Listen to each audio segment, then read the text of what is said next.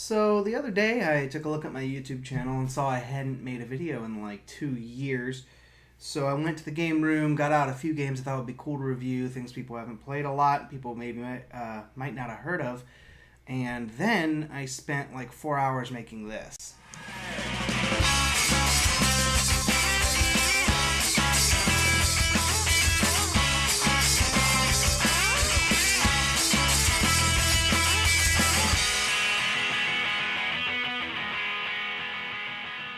For some reason, and now here we are, and I didn't really know what game I was going to review until just now, and it is Arcane Academy.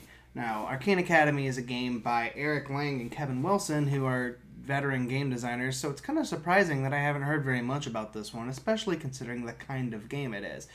After Splendor came out and mesmerized everyone with its ridiculously chunky plastic chips and straightforward kind of engine building gameplay, there was this big rush of these micro engine builders, these games that gave you the sense of momentum of a bigger Euro game but only took, 30 or 45 minutes to play, and most of them were just kind of bad, boring, right? Like playing a takeout menu. Well, Arcane Academy is like playing a non-Euclidean takeout menu.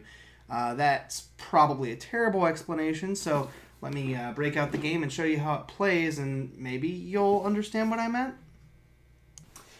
Arcane Academy couldn't be any simpler. On your turn, you either do something or you don't. Okay, it might be a little more complicated than that. See, this board here is your wizard square. And on it, you're going to see various actions that you can take. You could activate this tile at the bottom right, giving you your choice of a red magical shard or a blue willpowery point on this dial here. Or you could go to the top left and spend those points on one of the 4 available cards, with their cost printed here. There's spells like this one, which are 1 use and cost blue money, and items which are multi-use and cost red money. Both of these are worth victory points, you can see at the bottom here. Also on this is the activation spot, so you can buy a card or activate one that you've previously acquired. The other 2 on your starting board are acquiring new tiles. Now there's always 4 tiles on offer, and you can fill them up on any of the empty spaces on your board or even cover up new spaces. But when you place them, you're going to want to pay attention to these little rivet socket things here. You don't have to line them up, and in fact sometimes you're not going to be able to. For example, if I grab this guy, one of those isn't going to fit. But when you activate a tile, you put a little tired cube on it to show that it's been used already this round, and you take the benefit from it. However, if I activate this guy, I'm going to use the 2 that are next to him without making them tired, automatically getting those resources, and then on my later turns I can choose to use them up as well. But slowly my board's going to get filled with these tiredness cubes, and I'm going to have to take a rest. But just like in real life, when you take a rest, you aren't doing anything. And your opponents, who might not have rested, are limping along on broken legs, scraping up points of blue willpower money and glistening red magic crystals, and might just make their way to those expensive cards before you can, even though after resting, your actions will be giving you 3 or 4 times as much magical wizard money. So then Arcane Academy ends up being a game about tempo. Let's say I've got my heart set on buying one of these cards, and I'm only a couple of resource points shy of it, but my board's filled up with these black cubes of exhaustion. Well, my opponent, who rested earlier, might be able to with one big move, activate multiple tiles, activate an item, get some wild resources, get some blue resources, turn the blue resources into red resources, and snatch that card right out from under me. So in some sense, it's similar to what games like deck building games and Century Spice Road and a lot of these other engine builders do.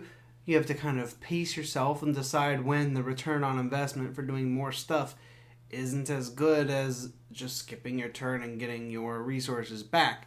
But the extra wrinkle added by the spatial element, by positioning tiles on your board so that there are multiple things that they link to, multiple ways to get bonuses from them multiple times before you actually have to use them up, adds a whole new layer to this type of game. So instead of ordering off of a menu the next thing that you want, I want 2 red resources, and then I need 2 blue resources, and then I need to turn 2 blue into 2 red. Instead, you've got all these interlocking actions that bounce off of each other. And that doesn't even take into account the way the cards that are available might interact with your actions. If you're playing Arcane Academy like a traditional engine builder, you might take the Gloves of Stolen Dreams, which give you shards and will when other players rest, or the Apothecary Elixir, which lets you remove all exhaustion tokens from your square whenever a player rests. You might also build up for a big endgame turn with the Rod of Psychomancy. But if you're paying a lot of attention, stuff like Combustion, which makes your opponent discard tiles from their space, or Energy Burst, which lets you remove an exhaustion token from your wizard square unexpectedly, can push you ahead.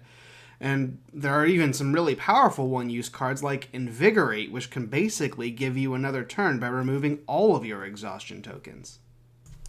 Now, a lot of games have done that kind of interlocking card play before, and a few, not quite as many, but still a good number, have done that sort of spatial impulse machine building type of thing. Think of games like Glenmore and Steamworks and other things like this.